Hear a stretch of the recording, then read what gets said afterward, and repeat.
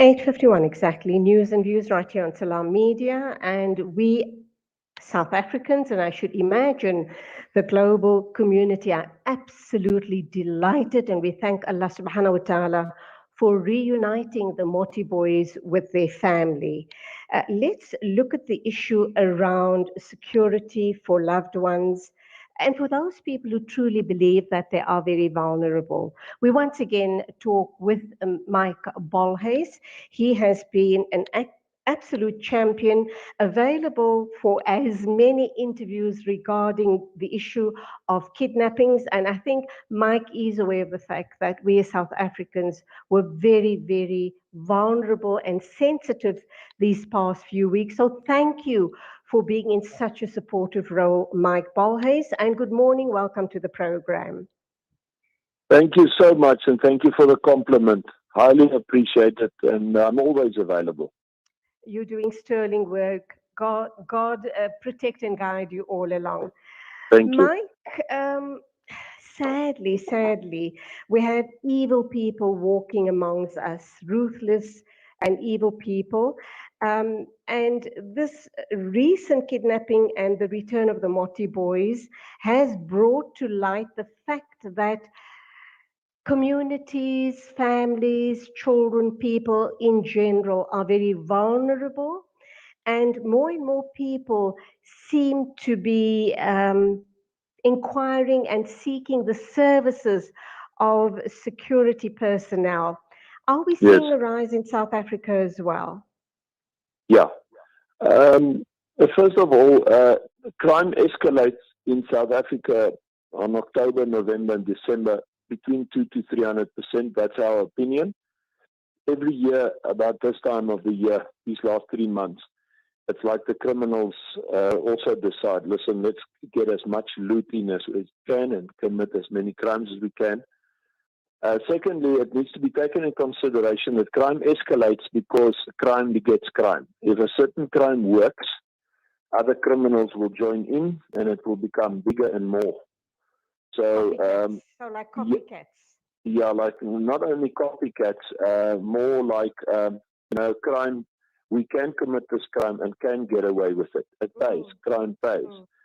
So some of the serious violent crimes that has escalated in the last time is all kinds of kidnappings, as well as hijackings, as well as mall attacks, house robberies, even farm murders. Any crime that is a violent crime, usually in this time of the year, also escalates. But it doesn't mean that the other crimes like cybercrime, economic crimes, does not escalate as well. As I've said, it's like a mindset that goes into play where the criminal element is taking advantage and going full out to get in as much as possible. So due to that, obviously, safety and security services is required because there is not a proper policing system in South Africa. Unfortunately, I have to say that.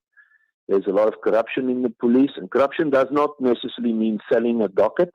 It means when you cannot protect and serve, when you are not a visual policeman, if you don't have the correct attitude, if you don't, you're not passionate about your work as a police officer.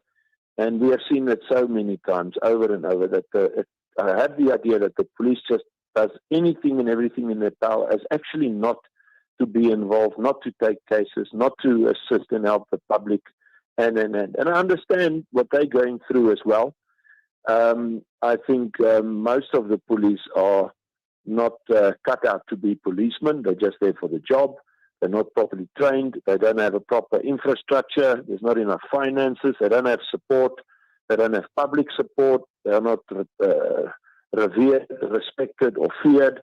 So you sit with a policing as a unit, safety and security unit in South Africa that is absolutely not feared, respected, or seen as the go-to guys. So that's why people turn their eyes on private security institutions, private investigators, etc., etc. However, there also is a lot of corruption in. A lot of them are just in it for the money, take as much as they can, and not really give a proper service, or cannot give a proper service. And unfortunately, we do a lot of investigation into private security industries, private investigators that are corrupt. And unfortunately, that era of South Africa has also been tainted. So it's a very difficult situation that South Africa finds itself in, and which places the families, the people, businesses, very rich people that could be kidnapped in a dire situation of how do I protect our family that has extremely wealthy people not to be kidnapped, and how do I protect my business, and how do I protect my family. So from the person on the street actually has to practice a sort of positive paranoia today to make sure that he or she is doing the utmost as not to become a victim of crime. One of the advices I would give is to stop giving out information of yourself unnecessary on social media. People are easy to post photos of their beautiful clothes, jewelry, their cars, their beautiful houses, how much they make, and it's a flaunting, and you're drawing attention. Not only at SARS, but definitely by the criminals as well. So I would warn the public to be very, very careful of cybercrime.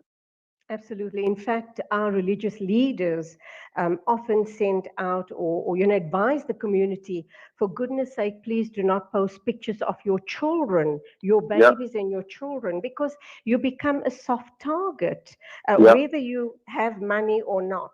Just don't put out all that personal information out there. And that's a big, big bugbear for everybody. But let's get back to security personnel. Mike, what is it that we need to look for in a security company? Well, and, can we then be comforted in the knowledge that they're going to be protecting us? Yeah, you need to interview the security Mike, companies. can you hear me? Yes, I can hear you. Are you there?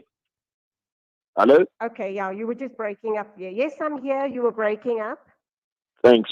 Yeah, the first thing that needs to be done is if you appoint a security company or a private institution, is you need to do a proper vetting, evaluation, survey, risk analysis, identification, and investigation into who you're going to appoint.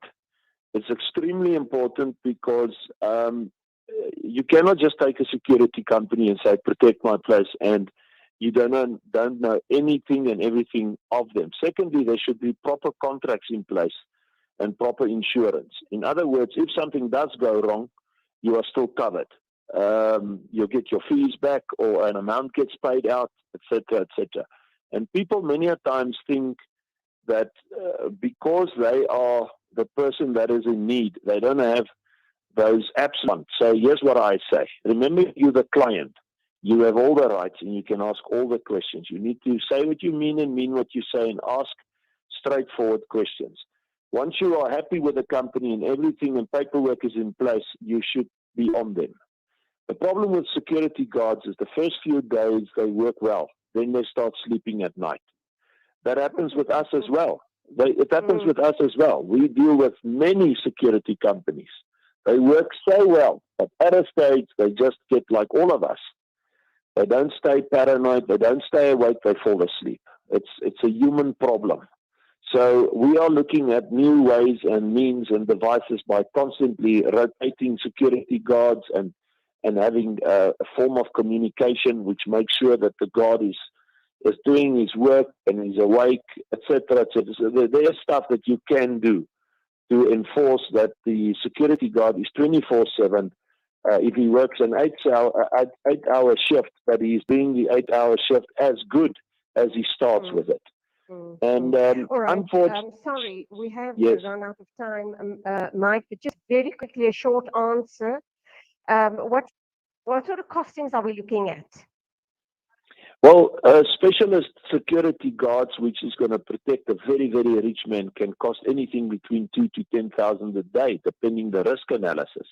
The first thing you'll have to do is a risk analysis. Okay. And what a predicament.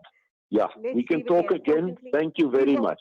Absolutely, and thank you for being there for South Africa. Go well, God bless. Same to you. God bless everybody. 9 o'clock exactly, news and views right here on Salam Media. Breaking stereotypes.